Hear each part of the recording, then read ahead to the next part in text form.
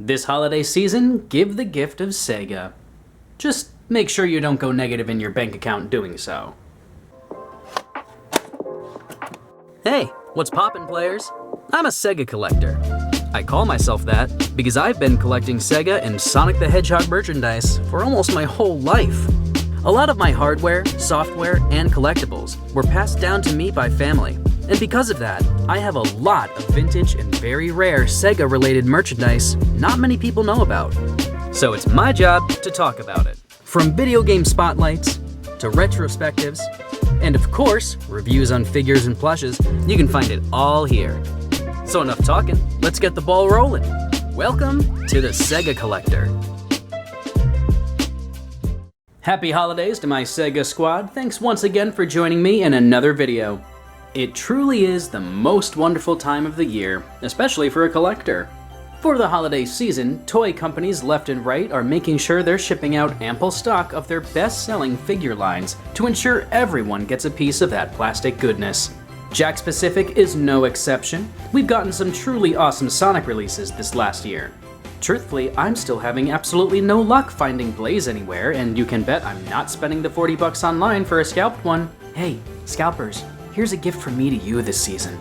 Go take a 12-step program off an 11-step bridge. Anyways, while I don't collect the more recent Sonic releases because I like to show off some of the seldom seen vintage stuff, I can't deny when Jakks makes something awesome, and this year, they made a dream come true. It's been over 30 years of Sonic refusing to die, and in that time, we've gotten almost no Christmas or holiday-themed Sonic stuff. We have the old Japanese plushes, a Joypolis plush, some Christmas sweaters, but check this out. An entire figure line of Sonic and everyone decked out in holiday decorations. Even Robotnik has joined in for the winter romp. And Shadow, oh, yeah, we'll get to Shadow. Some of these figures technically released in 2022 as part of an advent calendar, but here they are as single card releases for only $5, the way it should be.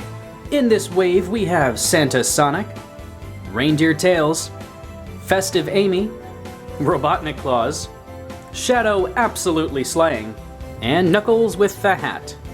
So folks, sit back, grab some eggnog, roast those chestnuts on an open fire, and let's take a look at these festive friends. Alright, so before we take a look at a specific character, I'd like to talk about the packaging. As a collector, if there's one thing I love, it's themed packaging. Jakks could have easily used their normal packaging for these figures, but to stick with the holiday theme, we have a great cream and mint color scheme with red accents and snowflake patterns. The packaging is also different for specific characters. As you can see, most of the characters in this set are based upon their classic designs, so the packaging utilizes this very cute classic design of Sonic. Some recent art made within the last 5 years that looks very retro. Shadow is the only standout in this release, being the only modern character and thus having received modern styled packaging, showcasing the CG styled Sonic on top with a Christmas hat. Attention to little details such as these is fantastic. Let's take a look at Sonic himself. In scale with the other 2.5-inch figures from Jakks, this Sonic retains all the same articulation as other releases. His head can turn, his arms are on a ball joint, being able to go back and forth and left and right, and his legs are able to do the same. The sculpt is great here. Sonic retains his little belly shape despite wearing clothing, and his hands are sculpted in a way to help hold accessories from previous releases by Jakks. Paint application looks really good to me. I don't see any overspray or paint defects. This Sonic is borderline the same as the Advent Calendar release last year, yet interestingly, this release neglects to paint the white going down the middle of the Santa suit. Not sure why that is. It's an odd case where technically what came before is better and more refined, but what you see here is more accessible. I guess you gotta pick your poison on which one you want to get. I just really love this figure. It reminds me of this old classic art from the 90s. Sonic is definitely a must-grab in this release. It's time for Tails, and he's a standout in this set for sure. Now, I never owned the classic Tails original release from Jakks, so are his tails always sculpted like this? I like it, I just wasn't sure. The little tufts at the end are a great attention to detail. Tails here has his happy little mouth in the center, and he's wearing a blue sweater. Just like Sonic, this outfit does not break the normal silhouette of Tails, he still retains his correct body shape.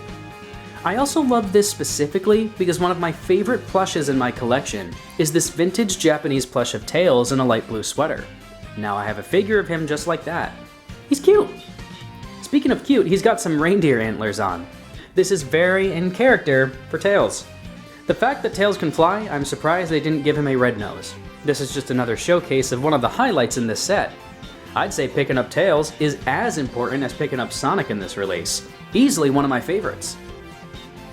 Now we're gonna take a look at Bestie Amy. Fun fact, I never really liked Amy's character, but I always vibed with the classic Amy design. It's just cute, and cute is definitely what they went for with this figure. I think Amy may have the most unique design out of everyone in this set, as her entire outfit is different from her standard release. Very fitting, she is wearing all red from her shirt to her dress to her shoes. But admittedly, I'm a bit bummed about her shoes. There's no paint detailing besides just red. Like, what about laces or anything?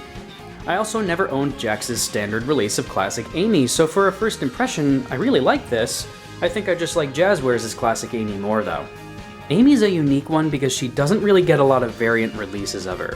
So this is a must grab, I'd say. I just wish more care was given to her details. Alert! Alert! Favorite one in the set, right here, Robotnik claws. Reminds me of the old 90s Sonic Christmas TV special where Robotnik dresses up as Santa and tries to steal presents.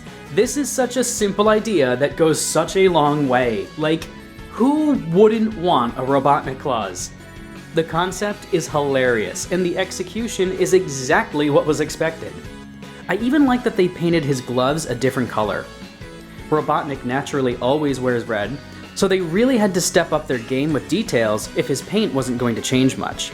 And Jakks delivered. The addition of a sculpted belt is to be commended.